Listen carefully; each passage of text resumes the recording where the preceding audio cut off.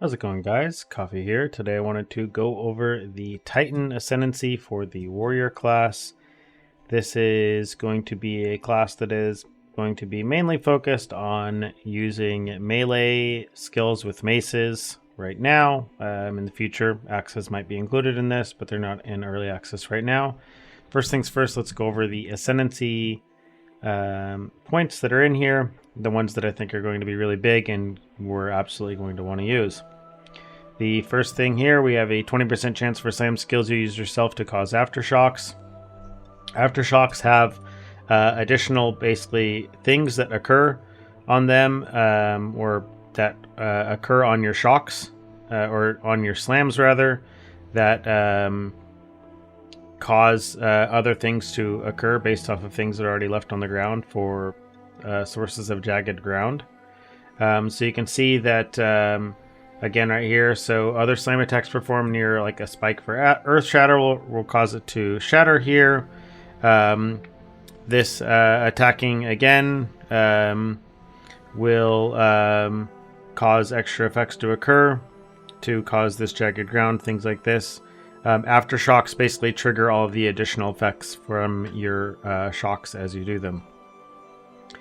With the next one here, which I think is going to be the most powerful node on the Titan Ascendancy, is Ancestral Empowerment, which is every second slam skill you use yourself is ancestrally boosted. So what this means is in original Path of Exile here, we have Fist of War support. And what this does is this ancestrally boosts your attacks. It does have a thing. It only occurs every few seconds here.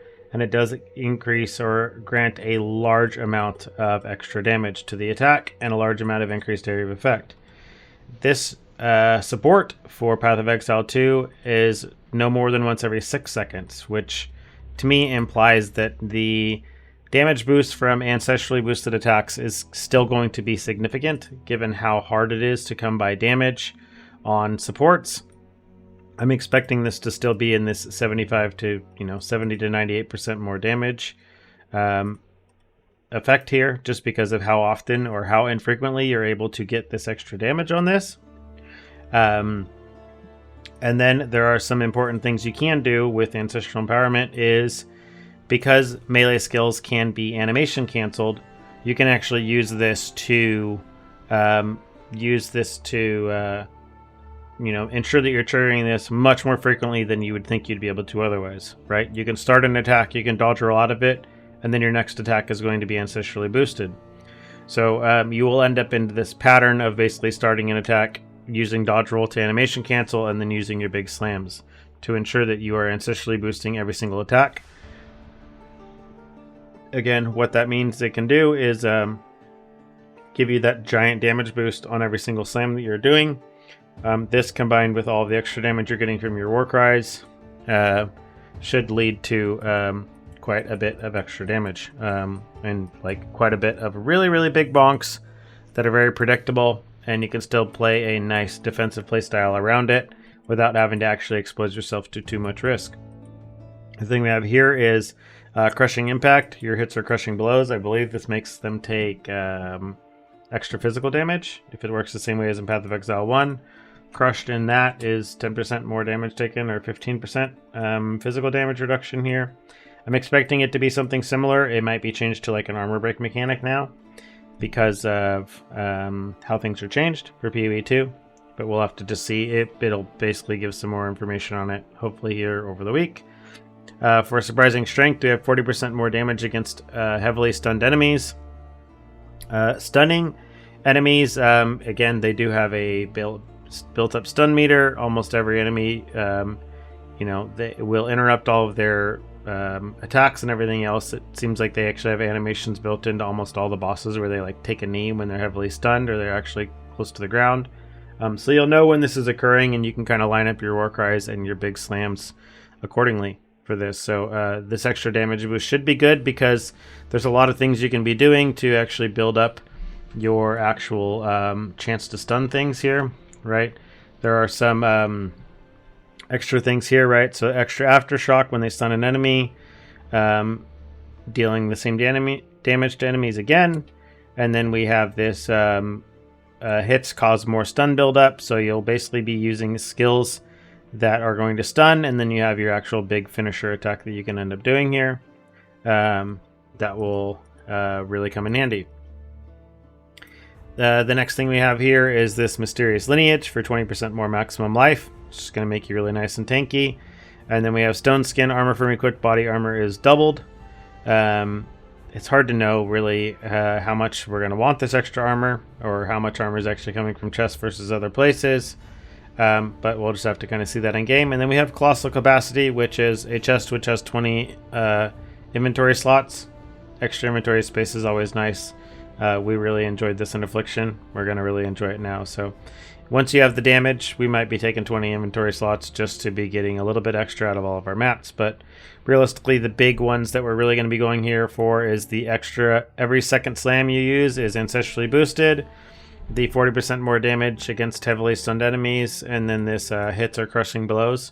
Presuming we can get all of these, we probably can't.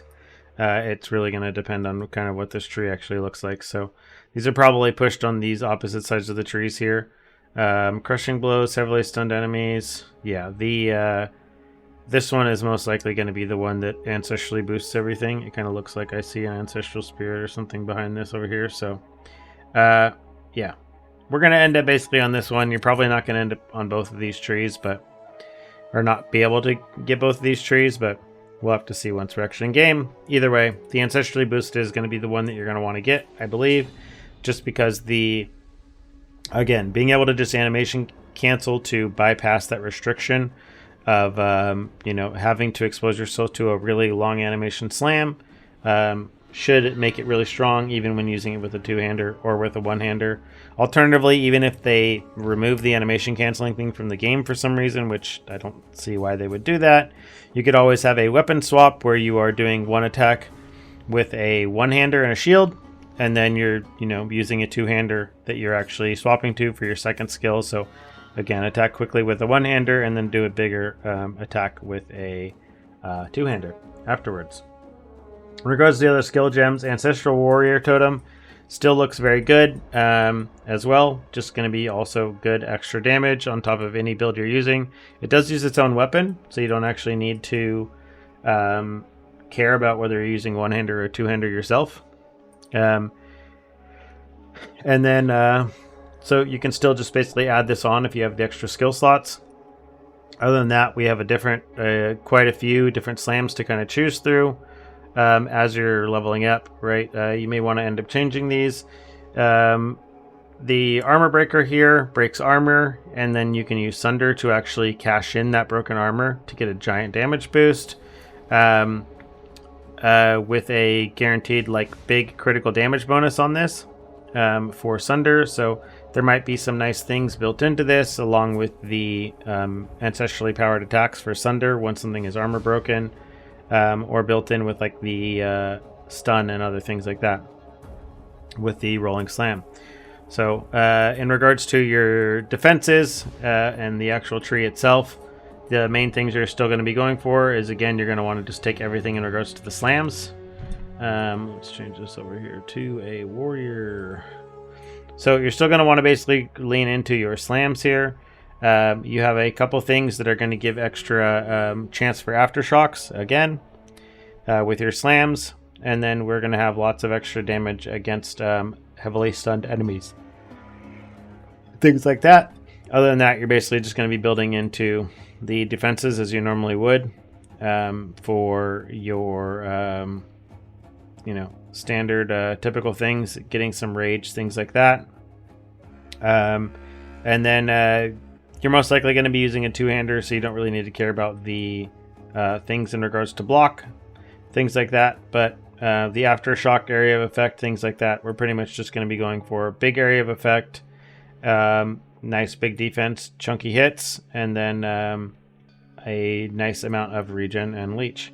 But it's hard to really go into those without getting a full tree or full things. But I did really want to talk about the Ascendancy node mainly for Titan because it seems incredibly strong. So let me know in the comments down below if you have any specific build plans that you have for the Titan. I'm curious to hear what people have planned for it, because there's a lot of different ways you can go with it. But to me it seems like the interactions with the Warcries and with the attacks themselves are basically just going to be the strongest thing. A lot of the Warcries aren't really in the game yet because they seem to be tied to Druid, but the Warcry gameplay with empowered attacks on top of the ancestrally boosted attacks seem like it's going to be really strong for that nice big one-hit gameplay. So if you have any questions or comments, leave them in the details down below, and other than that, see you in the next one.